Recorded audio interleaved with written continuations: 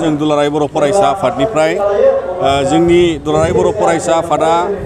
20थि खेब जोङो बे बाराव नैबे बोसोराव 2022आव कमल कुमार ब्रह्म देरहासार बान्थाखौ बे सालबारिनि हायार सेकेन्डारि लांगोनायाव जोङो बेखौ गथायदों आरो बिनि गेजेरजों जोङो जाय बर' बिजोंनिफ्राय मेट्रिक आनजादाव अल आसाम लेभेलाव जायफ्रा 10थि सारियाव बिथांमोनखौ टप 10 हिसाबै बा 10थि मासियाव आवग्रिनो हानाय फरायसाफोरखौ जोङो सायख'नानै बे बान्थाखौ होनाय जायो। दा बेजों जोंनि गुन गोनां सोलोंथाइनि जे दावगाथायाव दुलाराय बर' फरायसा आफादा 2006 मायथाइनिफ्राय बेखौ होबोबाय थादों। मानोना जोंनि फरायसाफोरनि रोंगौथिनि जे मोनसे मानदान्दाखौ जोङो थुलुंगा होनो थाखाय मान होनो थाखाय आरो बर' बिजोंजों फरायनानै जिउआव दावगानानै गेदेर सुबुं जानो थाखाय आरो सुबुं दोननि आंखालखौ सुफुंनायाव मदद होलांनो थाखाय माहारि दावगानायाव बेजों लोगोसे हादोर जौगानायाव दा बेखायनो बिथांमोनखौ जोङो बेवहाय मान बिलाइजों मान होनाय जायो आरो बिथांमोनखौ आर'नाइजों बरायनाय जायो। लोगोसे बिथांमोननो खेबसेनि थाखाय जोङो रांनि मानदान्दायाव 10,000 रां जाफुंसार फरायसाफोरनो जों होनाय जादों बे टप 10आव। देग्लाय जोंहा गासै 14 सा फरायसाया बेवहाय जायगा मोनदों। दा बेवहाय टप 10नि 14 सानि गेजेराव गासैबो बिथांमोना हायेस्ट देग्लायनि पार्सेन्टेजआ 89 बा 89 जौखोन्दो जादों टप 10नि नाम्बार 1आ। दा गुबुन बोसोरावबो बेबायदिनो जोङो खालामबोदोंमोन, नाथाय देग्लायनि फार्स्ट पार्सेन्टेजआ एसे खमाव जों नुनो मोन्दों। नाथायबा जोंनि फरायसाफोरनि थाखाय बेखौनो जोङो हास्थायगोन जे बिथांमोना दिनै बर' बिजोंजों खस्थ' खालायनानै आरो जिउआव दावगानायनि लामाखौ लालांनो बिथांमोना दिनै जुजिनायनि थुलुंगानायाव बाहागो जालांनो हागोन होननानै जों मिजिंथियो। जायफ्रा सेकेन्ड डिभिजन, थार्ड डिभिजन बयबो उथ्रिसारदों। दिनै जोंनाव गासै बर' फरायसाफ्रा जोंनि आसाम नाङै जोङो मेट्रिक आनजाद फरिखा होनायनि क्लास 10आव जि थांनाय 2022आव मेट्रिक आनजाद होदोंमोन बिथांमोननि क्लास 10नि संख्याया गासै 15,984 फरायसाया मेट्रिक आनजादखौ होदोंमोन। दा बिनि गेजेरनिफ्राय जोंहा first division, second division, third division जों बेखौ सानख'जोबनानै उथ्रिसारनो हानाय गासै फरायसाया 12,310। अदेबानि बिनि जौखोन्दोखौ जानोबा जोंहा 77.01 जौखोन्दो फरायसायाल' मेट्रिक आनजादखौ बा क्लास 10नि उथ्रिसारनायखौ देग्लाय जों मोन्दों। अभारअल फार्स्ट पार्सेन्टेजआबो खम। लोगोसे जाय बिथांमोना टप 10आव जायगा लादों बिथांमोननि फार्स्ट डिभिजननि फार्स्ट पार्सेन्टेजआबो गाहायाव देग्लाय जों मोन्दों। दा बेखौ गासै जोङो फोरोंगिरि, दिथागिरि, फरायसाफोरनि गेजेरनिफ्राय दुलाराय बर' फरायसा आफादा संदाननानै माखासे मोनथामसो जाहोनखौ जोङो नुदों। गिबि जाहोनाव जाबाय फरायसाफ्रा NCERT कारिकुलामजों लोगोसेयै गोदानै एग्जाम पेटार्नाव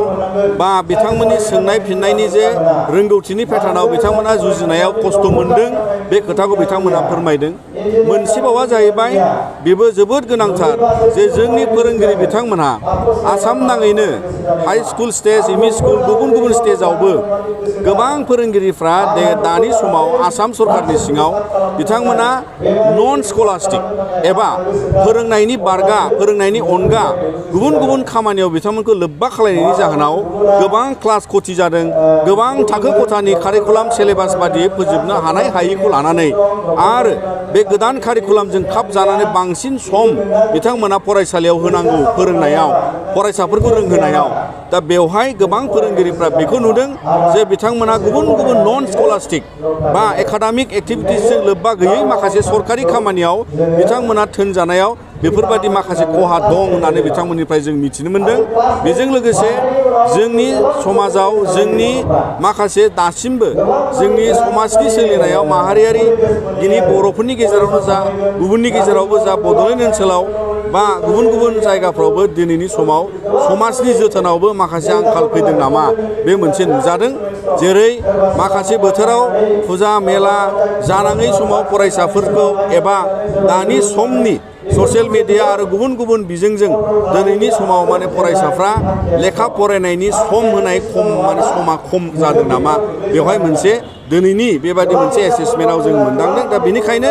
जोङो खावलायगोन, सरकाराबो बिबान दं जे अभारअल आसामावबो बेबादि पार्सेन्टेजआ डाउन जादों, बड'लेण्डआवबो डाउन जादों, बर' बिजोंनाबो गाहायाव फैदों। दा बेखौ लाजोबनानै जोङो खावलायगोन जे आसाम सरकाराबो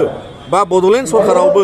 नन स्कलास्टिक एक्टिभिटिसखौ फोरोंगिरिफोरनिफ्राय माने बाङाय खम खालायनांगौ बा गैया खालामनांगौ जाहाथे बिथांमोना बांसिन गोसो होनो हायो फोरोंनायाव बेजों लोगोसे फरायसाफ्रा